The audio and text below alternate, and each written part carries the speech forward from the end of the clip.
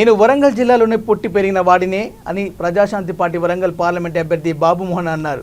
Greater Warangal Mulugu road సమీపంలో ఏర్పాటు చేసిన విలేకరుల సమావేశంలో ఆయన మాట్లాడుతూ వరంగల్ పార్లమెంట్ అభ్యర్థిగా నన్ను ఎన్నిక చేసి నాపై నమ్మకంతో టికెట్ ఇచ్చిన ప్రజాశాంతి పార్టీ అధ్యక్షులు కేఏ పాల్ కృతజ్ఞతలు తెలియజేశారు.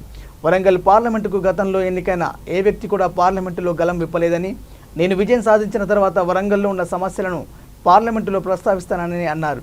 పార్టీలు మారుతున్న అభ్యర్థులు తమ వ్యక్తిగత పనులు సాధించుకుంటున్నారని, నేను కేవలం ప్రజలకు సేవ చేసేందుకే ఉన్నానని అన్నారు. ఖచ్చితంగా వరంగల్ పార్లమెంటు సీటు ప్రజాశాంతి పార్టీదేనని ధీమా వ్యక్తం చేశారు. నేను స్థానికుడిని అంటున్నదా తమ్ముడు, ఇక్కడ పుట్టినట్టు కదా, నేను స్థానికుడిని. వందల సార్లు వచ్చిన ప్రచారాలే చేశారు.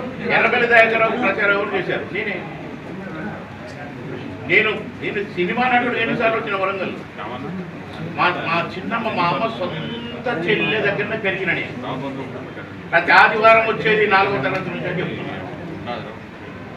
ఇక్కడే ఆదిం జయంతి క్వార్టర్స్లో ఉండేది మా చిన్న. సూపరింటెండెంట్గా పనిచేశాడు. జాన్ అంటే చాలా మంచి పేరు మా చిన్న. మా అమ్మ నర్సుగా మిషన్ హాస్పిటల్లో పనిచేశాడు మా పిన్ని. కనుక నేను యానో పాకిస్తాన్ నుంచో చైనా నుంచో రాదా, ఈయన్నే పెరిగినా, ఈయన్నే చదివినా, ఈయన్నే మా నాన్న టీచర్ ఉద్యోగం చేశాడు. పక్కనే బంగాళా దగ్గరనే సుప్రీడు పక్కన హసనాబాద్ మా నాన్న ఊరు. జనరల్గా ఈ తొర్రూరుకు బంగ్లాకు దగ్గరలో ఉన్న అవతల జిల్లా ఊర్లు కూడా ప్రతిదానికి ఉప్పుకొచ్చినా పప్పుకొచ్చినా వరంగల్లో మార్కోట అనే చిరుగుతుంటారు. ఖమ్మం బోరు కనుక పక్క తెలంగాణ వాడిని, పక్క వరంగల్లో పుట్టిన వాడిని, ఖమ్మంలో పెరిగిన వాడిని. పాకిస్తాన్ వాడు కనపడుతున్నాలే. బాబుమోహన్ గారు 17 ఎంపీ స్థానాల్లో ప్రస్తుతం అందరి చూపు అనేది వరంగల్ ఎంపీ స్థానం పైన ఉంది. అది కడియం శ్రేణి ప్రస్థానం కావచ్చు, కాంగ్రెస్లో పోటీ చేస్తున్న నాకేం చెప్పి ఆశావాదులు కావచ్చు. సో ఈ సమయంలో అంటారు ఇప్పుడు పోటీ చేసే వాళ్ళ చూపు అందరి చూపు కూడా వరంగల్ పైన ఉంది.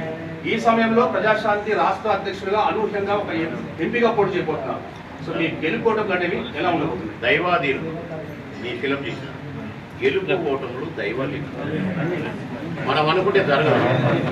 ఆ డబ్బాలో పెళ్ళం ఎవరు కోటేస్తుందో, మొగుడు ఎవరు కోటేస్తారో కూడా తెలియదు.